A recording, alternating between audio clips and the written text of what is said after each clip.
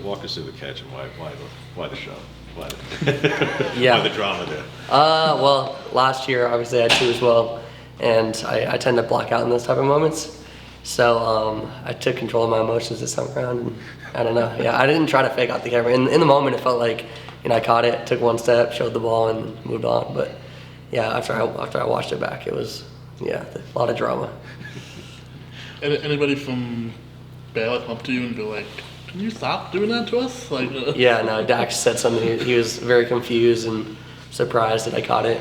He said he didn't know I caught it till obviously I showed the ball. So yeah, he said something.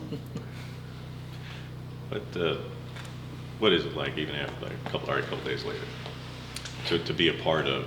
I mean, a 17 strikeout performance obviously doesn't happen every day. So like to see that and see him be that dominant. Yeah. What is that like to be a part of? Yeah, no, it's amazing. Unfortunately, I was a part of it on the other side a couple years ago against Arkansas, and it was crazy watching Hagen Smith do that, and then watching Dax go out and do that. It was unbelievable.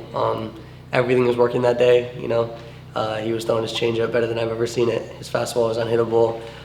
I saw something the other day saying it was statistically a better fastball than 95% of the MLB. So just watching him go out and do what I know he can, and likely I said this in my interview the other day, that won't even be his best outing you see from him. So he's going to continue to be great, and I'm excited. For the offense as a whole, I guess, just what are you sort of noticing as the things that this maybe group needs to work on to kind of produce more than what you guys have had? Yeah, I think it's just trust in the process. Very early on, only 7 games in. If Juan Soto goes 0 for 30, you're not going to question him. Eventually it's going to regress back to the mean. So we're just waiting for that regression to happen back to the mean, and we're going to be back.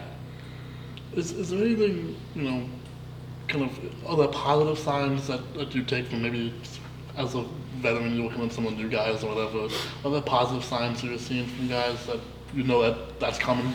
Yeah, after the Purdue game, we all went in the clubhouse expecting the coaches to come in, and someone took initiative, and we started talking to the team without the coaches, and that was a positive sign. Like, not often you see a young guy or a new guy come in and lead a team that just lost to Purdue to talk about what we need to change, what's happening. So a lot of positive signs, leadership.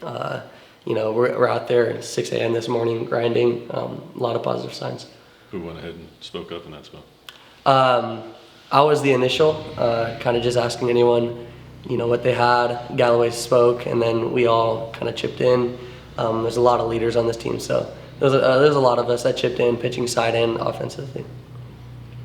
You always feel noticed to have run support for your starters. That's a given. That's baseball. But when Dax does before the performance like he does, does there start to become a little bit of a pressure there, or hey, we got to give this guy we got to ease the pressure a little bit here? No pressure. I think if it's a 10-1 ball game or a 1-0 ball game, we're going to do the same thing, and that's just try to put runs across the home plate. So no pressure at all. Dax did great, and every inning we're just trying to put runs on the board. Anything else for Easton? Thank you, Easton. Perfect.